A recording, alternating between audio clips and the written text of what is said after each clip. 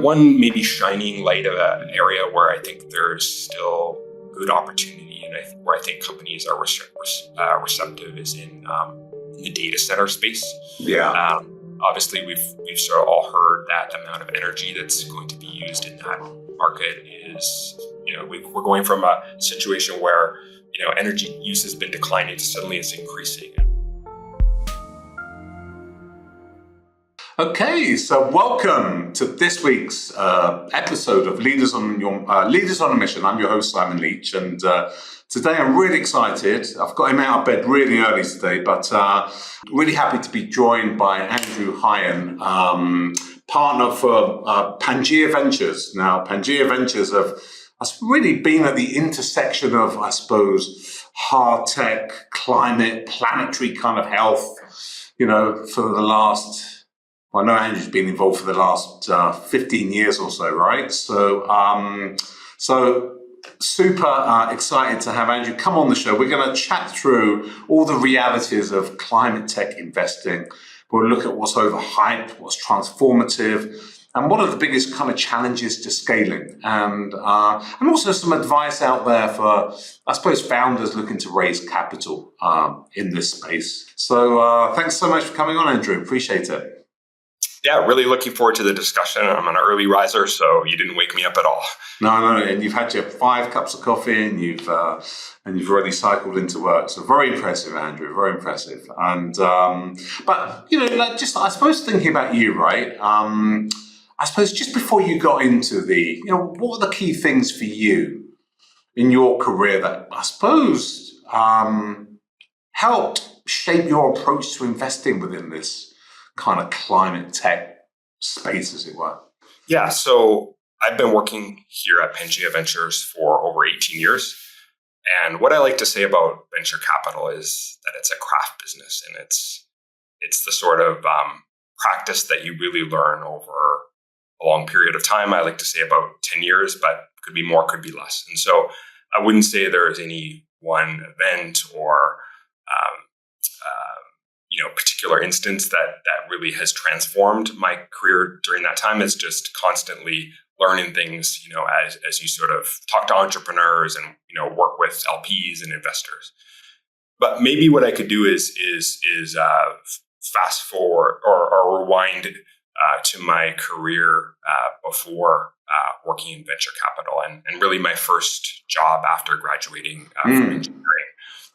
I worked for a couple of years in the oil and gas sector, and working in oil and gas drilling and technology services in that space. And you can just imagine an engineer showing up in Alberta, Canada, from the big city, Toronto, where I went to university, and having to sort of dive into working at oil and gas drilling sites, and being responsible for a crew of people that had often worked in the industry for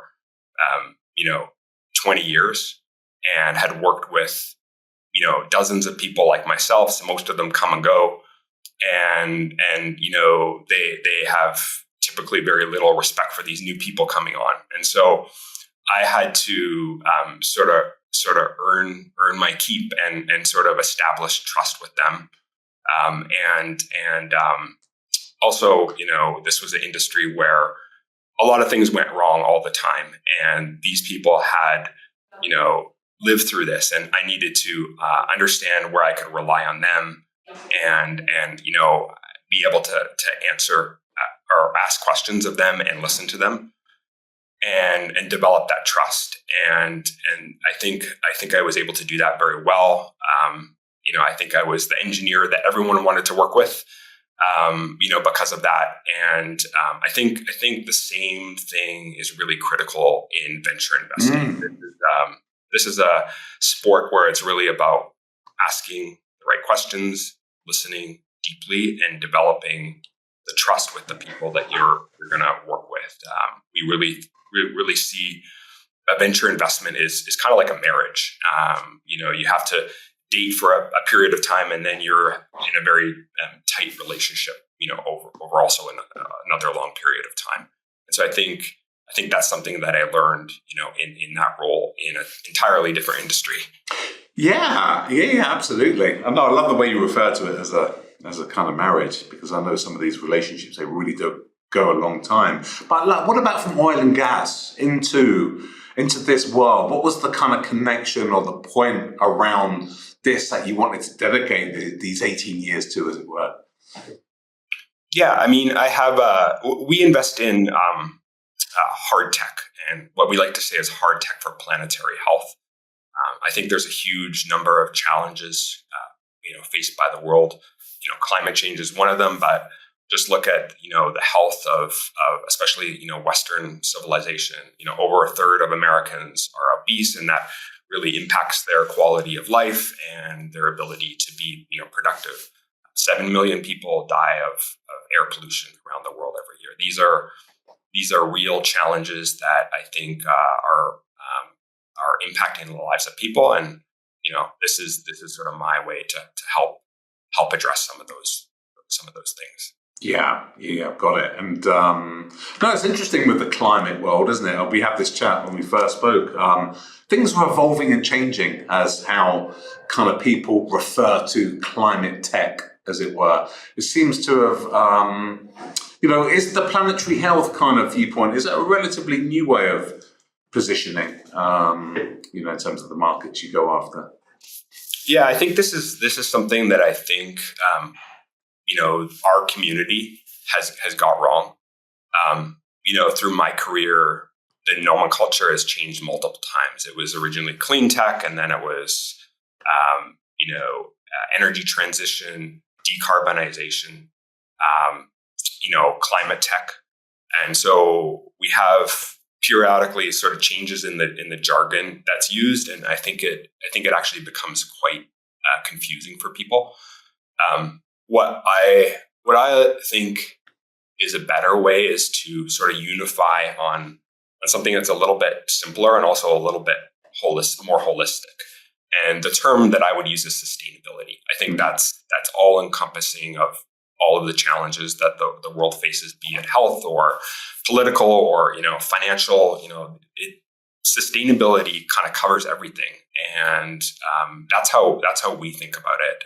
We want to invest in all of these areas. Yeah, absolutely. But I suppose the problem with the term sustainability is it's so kind of misunderstood, isn't it? How people view it. If you were to go out there and ask, a cross section of people, well, what is sustainability? Right? I mean, you'd get such different views, wouldn't you? It's like everyone would think it was something different. Well, I think it's thinking about,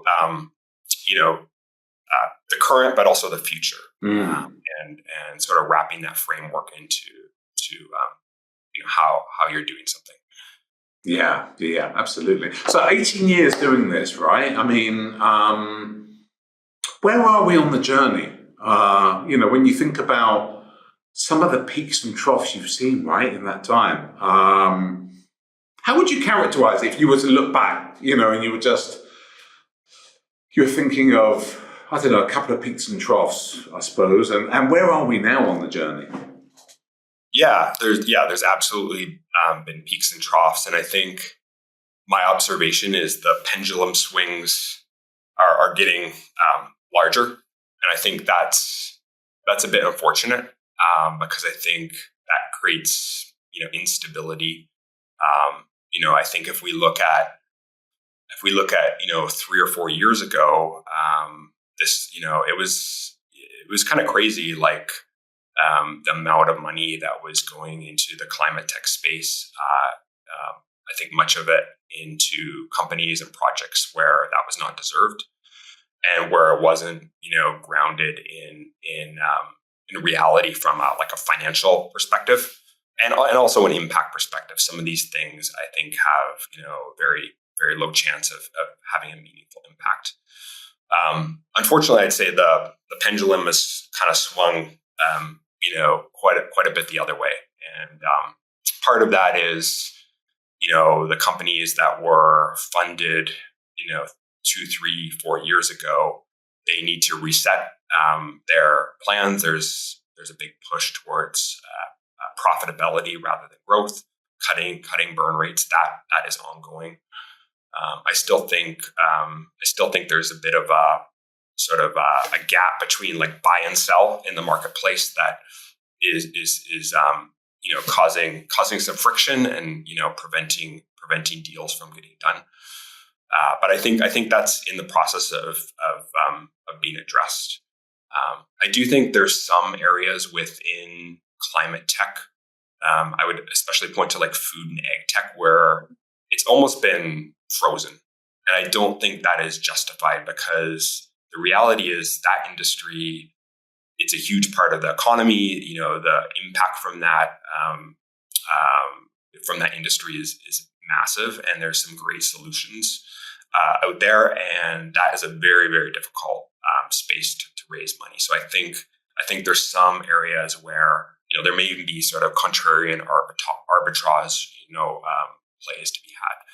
So that's kind of how I see it now, and I think over the next few years there'll be kind of a rationalization, and there'll be increasing focus on solutions that can really drive value to customers, improve efficiency, improve profitability, and hopefully things like climate are a side benefit to that, because we're sort of seeing less willingness to pay for that than we did a couple of years ago.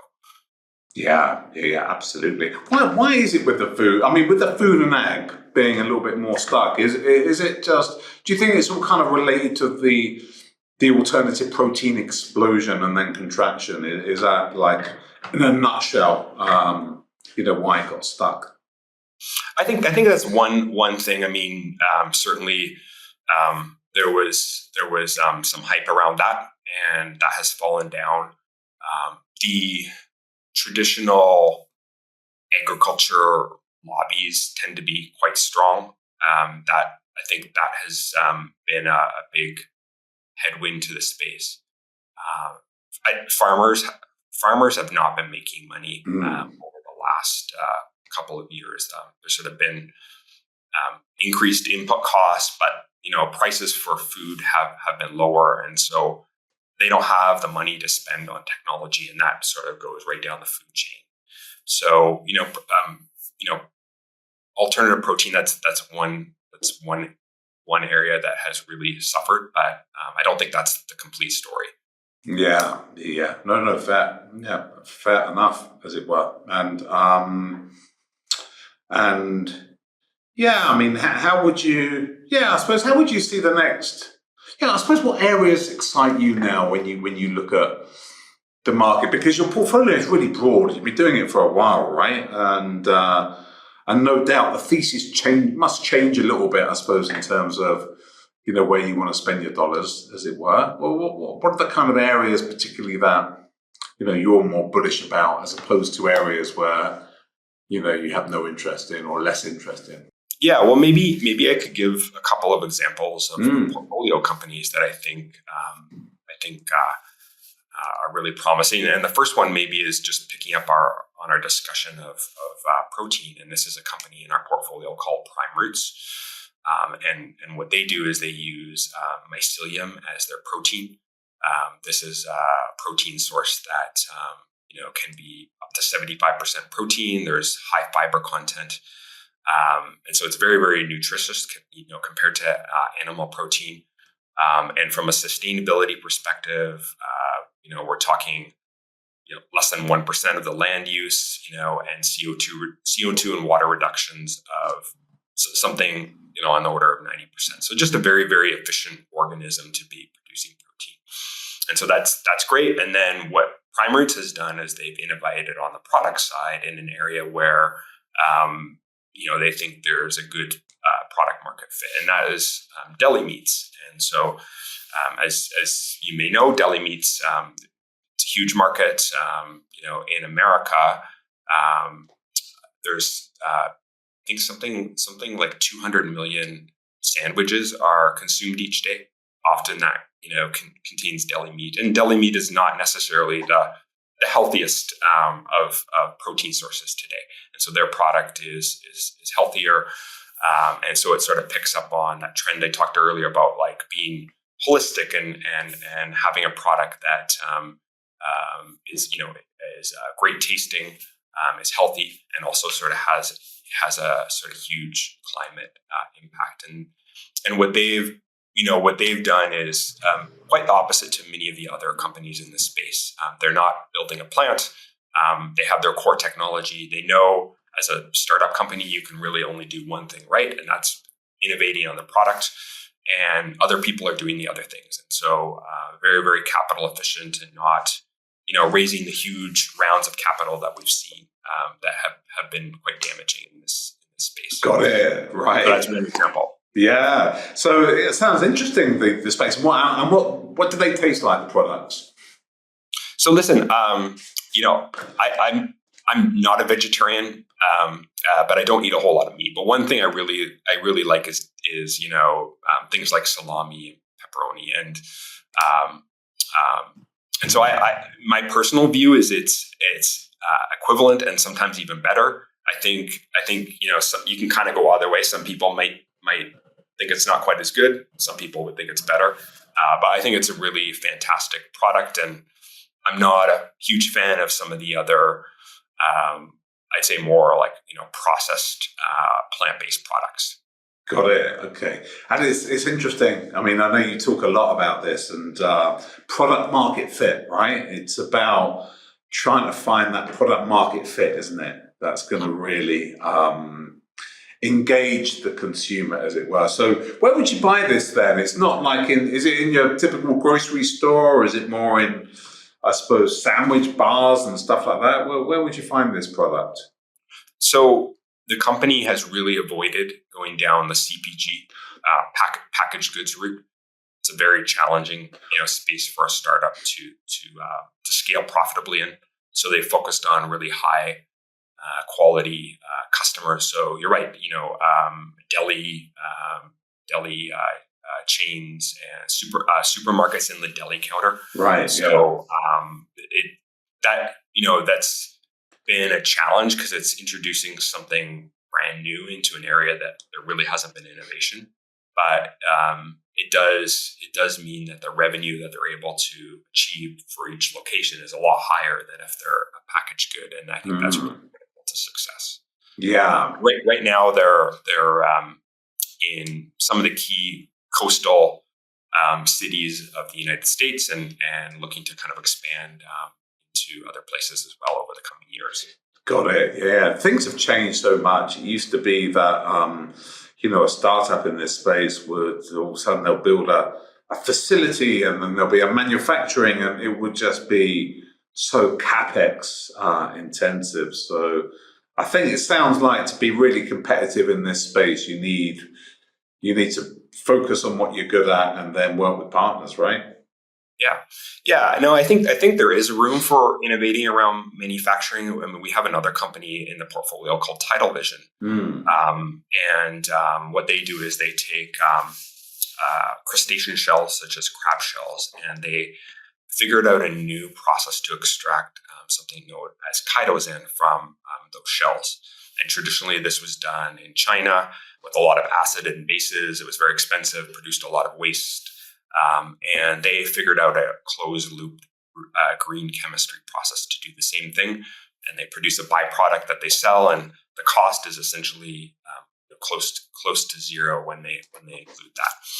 And the capex for their process is for a given production line is less than $10 million, and can generate about $100 million of revenue per year.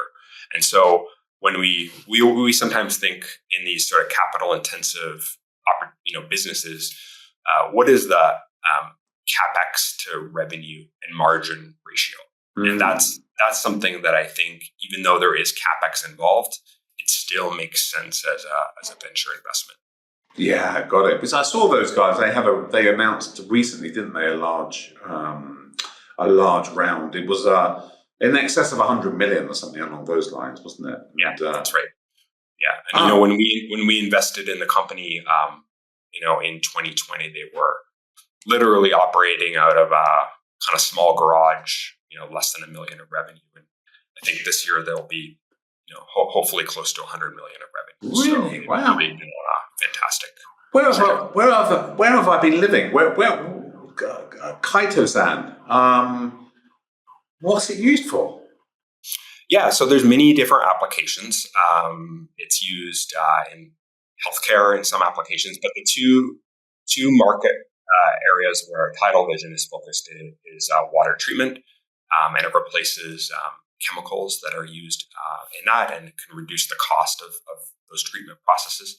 And then in agriculture, and it's really a wonder ingredient that often works with other agricultural inputs to improve yield and reduce fertilizer usage and improve crop health. So those are the two applications Tidal Vision's focused on today.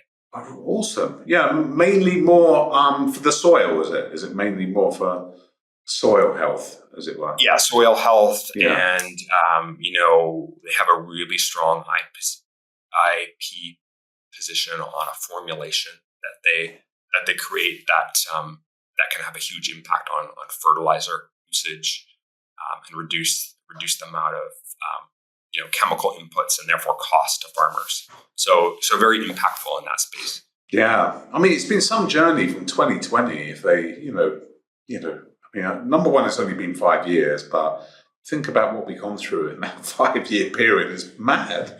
It's it's awesome to see such high growth. There's such a challenge with finding companies that are early stage innovators that have actually got some decent sized revenue. By decent sized revenue, I'm talking like 20 million and above. Mm-hmm. There's not many, are there? Across this whole kind of world and space of early stage innovators, as it were. So to hear about some of these figures is, sounds really impressive, as it were. Yeah, I mean, I think, Simon, a 20 million revenue number is a really nice benchmark, because I think that's a number where many startups can kind of be on the verge, assuming they have reasonable margins, they can kind of be on the verge of profitability. And I think that's what investors are looking for today. I think that's what acquirers are looking for today. And I think it really creates a whole lot of optionality for these companies to, maybe continue on the trajectory that they've been going at, or accelerate, with more of a high growth trajectory. And that's what Tidal Vision, has done with their recent round that they've closed. Yeah, absolutely. Yeah, and just I'm curious because I know you guys have got involved with some really innovative life sciences companies as well, right? There was a company called Aspect. I know that you recently were involved with some of the financing for that. And I was just going to ask you, what's your opinion on what the market is like for funding in the traditional life sciences space vis-a-vis some of these kind of planetary or environmental sustainability kind of markets at the moment? Yeah. So I think, first of all, the last year or two has been a bit more challenging for that space. So it hasn't been entirely isolated from what's going on in, say, sustainability, climate tech. I think the key thing is there is a lot more history of precedent exit transactions that investors can use to underwrite these opportunities, even at their very early days. Yeah. And I think that's the major difference. And if we look at Aspect, what they have is a platform for creating bioprinted tissues that incorporate cells and help to solve diseases such as diabetes, other metabolic diseases. And they announced about a year and a half ago a partnership with Novo Nordisk, specifically focused on diabetes and obesity. And that deal in total is valued at $2.6 billion, but the initial cash payment to the company was $75 million. Was it really? Wow. And so these are the kind of transactions that you can see in life sciences that you haven't been seeing in sort of the climate tech space. And I think that's the key difference. There's certainly some of the same challenges in terms of sometimes capital intensity and regulatory and The technical challenges, some of those can be quite similar, but exit precedent transaction is certainly something going for that sort of more life sciences space, and so that's why we do make some investments in that area. Yeah, no, got it. And it seems that if I look across food, I look across ag and some of these climate spaces, trying to do strategic partnerships with partners with upfront payments, as it were, it's been a tough road. I don't know if it's because things are maybe a little bit more commodity priced, as it were, or food and agriculture companies just run tighter margins, but that's really been a kind of challenge in the space, I think, actually. For sure. We haven't seen deals like that happening really at all. There's partnerships that can be 1 to 10 million that we see from time to time, but it's certainly not what we saw with Aspect. Yeah, understand. And what about so with Pangaea? You guys, you've really been involved with an extensive number of investments over the last 20 years, I think it is. I know you joined in 2006, but I think they were investing from probably about 2000 or something in this space, right? So, yes. You've been around for a while. When it comes to either raising another fund or, what's the aptitude out there at the moment or the market for people that want to invest? People that want to become your LPs, for instance, and what's that kind of space like at the moment in terms of, or how do you see that evolving, I should say? Yeah, it's a very difficult time for any fund that is out fundraising. Most investors are looking for funds that have demonstrated, returns, return money back to their investors. And so I would say almost all GPs are scrambling, trying to see which of their companies can do that, and support those companies and do that. So I'd say that's the main focus right now. The fundraising process for a fund is continual. You're always making sure you continue to have those relationships with LPs, and often the timing is up to them when they think it's time to work with a fund. So but overall it's a difficult time for most funds, I would say, right now. Yeah. And how would you see that kind of panning out over the next? I'm particularly interested I know everyone's trying to get their head around the Trump administration, what's happening, and in terms of how that will play out for investment in this space. But how do you see that?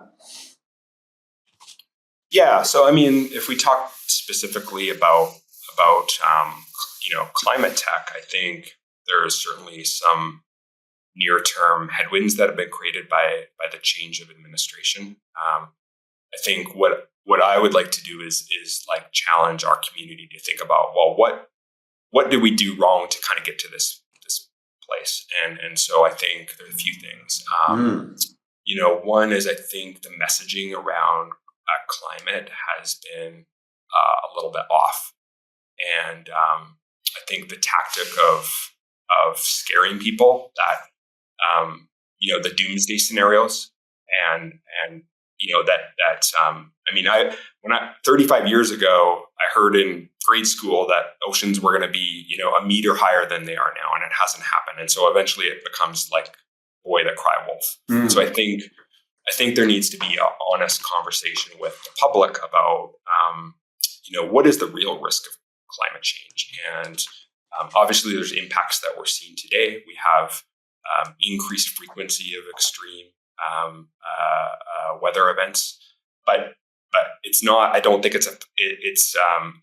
don't think it's productive to say X forest or wildfire was caused by climate change, because that is not necessarily true. What is true is that there is an increased frequency of those types of events and severity, and so you have to be very transparent. People are smart. You have to be transparent about what the real risk is. But I think the real risk is that that there's potentially a very it's an unknown, but potentially very severe outcomes that could happen many years from now. And so the investments that we're making in climate change today are sort of an insurance policy for that. And I think if we frame that honestly with people, we won't have as much of the pushback as we've seen over the last few years from the public, and then in turn governments, and also we're starting to see that in companies as well. So I think that's important. I think where we will need to get to over the next few years is focusing on companies that have real value in terms of improving efficiency and productivity, and then also have a climate and sustainability benefit.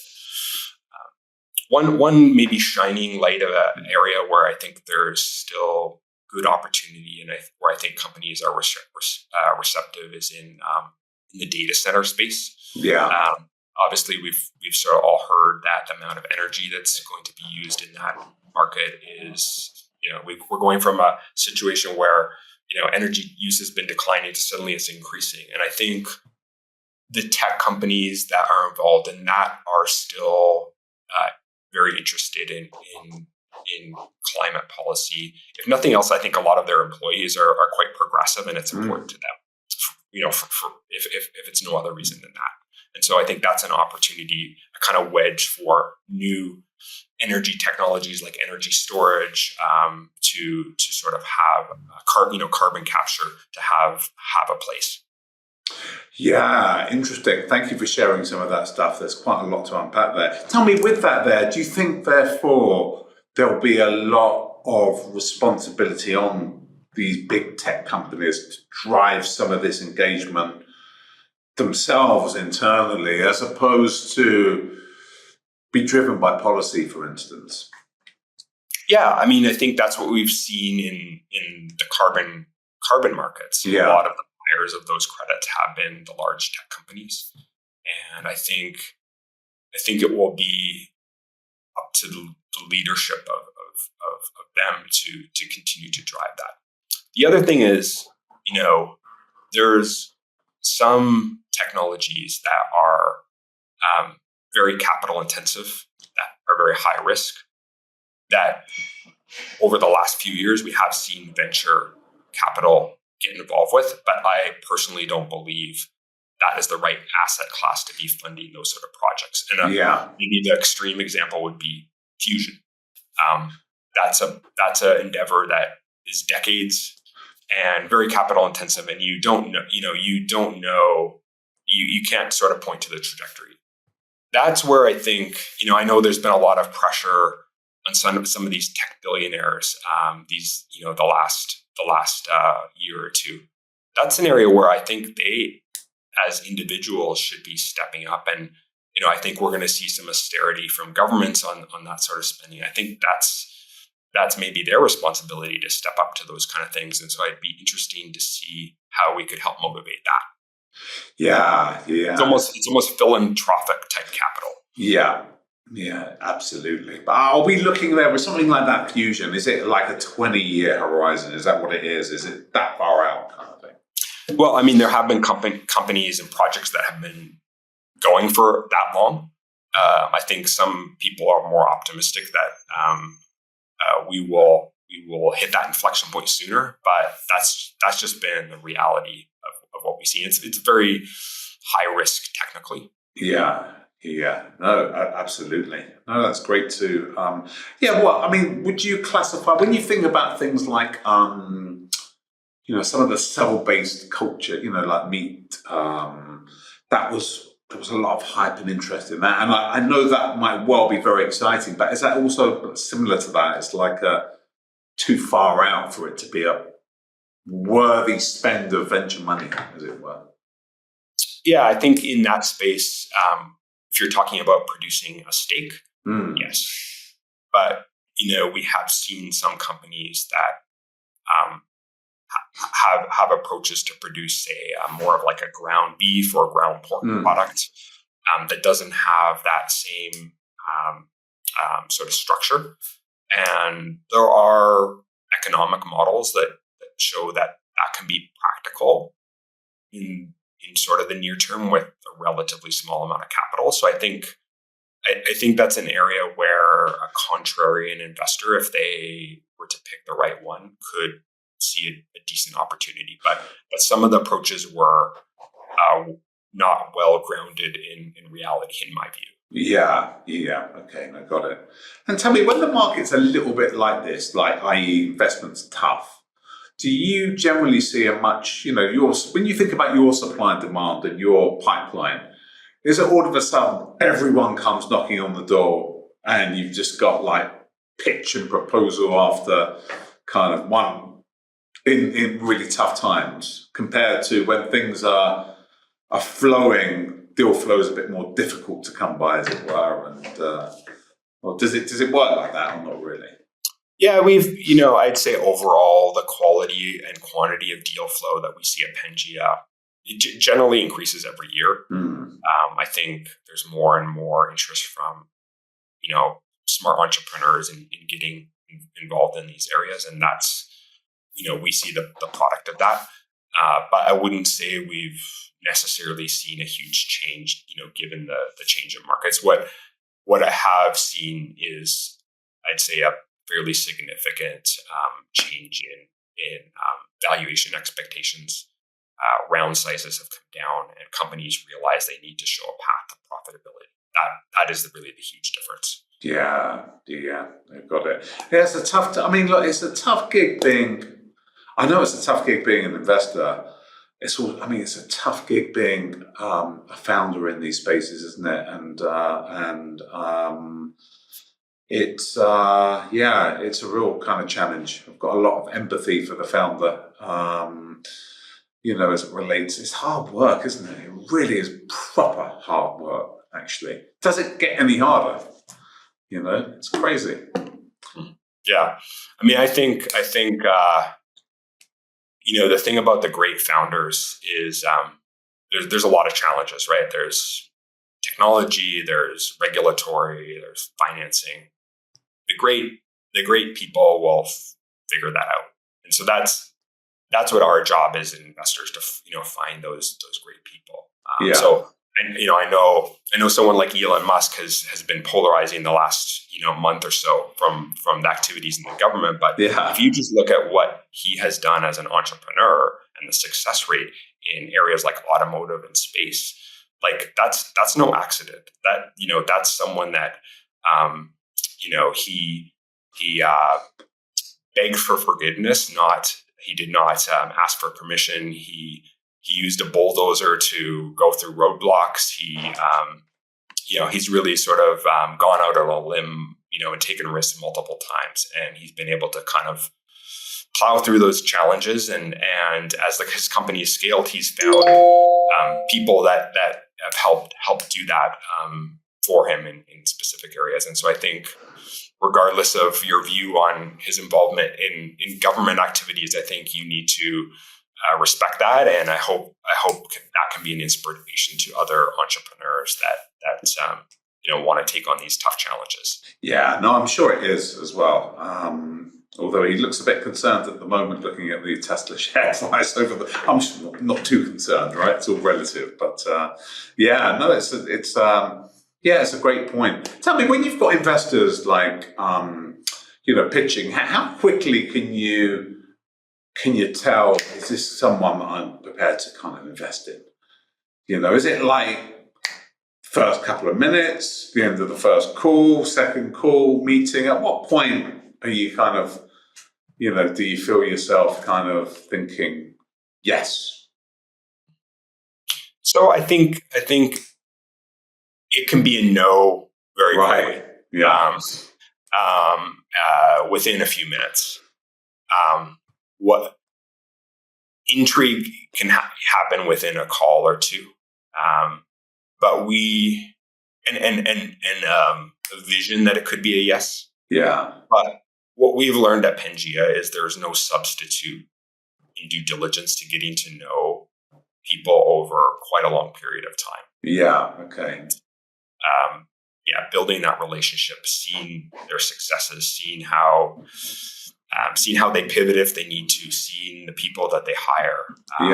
There's really no substitute for that. Right. I would say overall, Pangaea actually is, like, in terms of the effort that an entrepreneur needs to make from a due diligence perspective, I think we're actually quite light on that, but it does tend to be over a period of time. Okay. You want to get as close a view as possible. Okay. Yeah, we like to invest as companies are hitting a sort of commercial inflection point where there's customers, there's starting to be revenue, but we tend to see the company really at the earliest days, and so the ones that we're interested in, we will follow them closely for a period of time. Yeah, absolutely. No, that's wonderful. Listen, I really appreciate you coming on. It's been, we could chat all day about this, but it's great to pick. You've been doing this for so long. It's been great to pick your mind, and just some of the insights you've shared are really, really interesting around the space actually, and I appreciate your time coming on, learning about you, the journey with Pangaea, some of the kind of companies that you've backed and invested in, and your thoughts about the marketplace. So, really appreciate it. Thanks so much, Andrew. Okay, thanks, Simon, and thanks for doing these podcasts. People really appreciate them. Oh, no, awesome. Thank you for saying that. Absolutely. It's been about 118 of them to date. So, yeah, that's great. And thanks to all the audience for kind of checking out this episode. And hope you enjoyed it. And it's really, great to get, the view from Andrew. And thanks for tuning in, and we'll see you next time.